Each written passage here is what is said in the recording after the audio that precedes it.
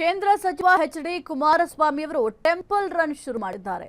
ಮೊದಲು ಮೈಸೂರಿನ ಚಾಮುಂಡೇಶ್ವರಿ ದೇವಸ್ಥಾನಕ್ಕೆ ಭೇಟಿಯನ್ನ ಕೊಟ್ಟರು. ಇನ್ನು ನಾಡದೇವಿಯ ದರ್ಶನವನ್ನು ಕೂಡ ಕೇಂದ್ರ ಸಚಿವರಾಗಿರುವಂತಹ ಎಚ್.ಡಿ. ಕುಮಾರಸ್ವಾಮಿ ಅವರು ಪಡ್ಕೊಂಡಿದ್ದಾರೆ. ಇನ್ನು ನಂಜನಗೂಡು ದೇವಸ್ಥಾನಕ್ಕೂ ಕೂಡ ಎಚ್.ಡಿ.ಕೆ ಅವರು ಭೇಟಿ ಕೊಟ್ಟರು. ಪತ್ನಿ ಅನಿತಾ ಕುಮಾರಸ್ವಾಮಿ ಅವರ ಜೊತೆ ಶ್ರೀಕಂಠೇಶ್ವರನ ದರ್ಶನ ಕೂಡ ಮಾಡಿದ್ದಾರೆ.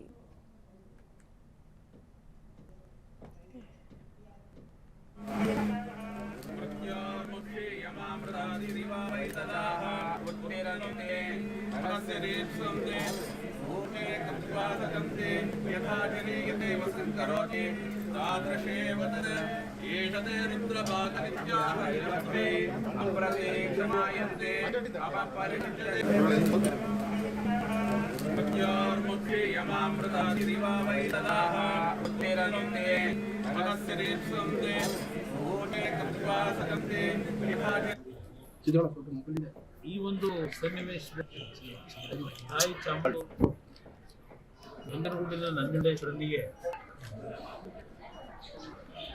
ಪ್ರಾರ್ಥನೆ ಸಲ್ಲಿಸಿ ದೇವರ ಒಂದು ಅನುಗ್ರಹವನ್ನು ಬೇಡ್ತಕ್ಕಂಥ ಒಂದು ಭಾಗ. ಅದರ ಜೊತೆಯಲ್ಲಿ ಇವತ್ತು ಒಂದು ಮಾಹಿತಿ ಕೊಟ್ಟಂಥದ್ದು ಪಕ್ಷದ ಕಾರ್ಯಕರ್ತರು ನಂಜನಗೂಡಿಗೆ ಸೇರಿರ್ತಕ್ಕಂಥ ಒಂದು ಬಡ ಕುಟುಂಬ.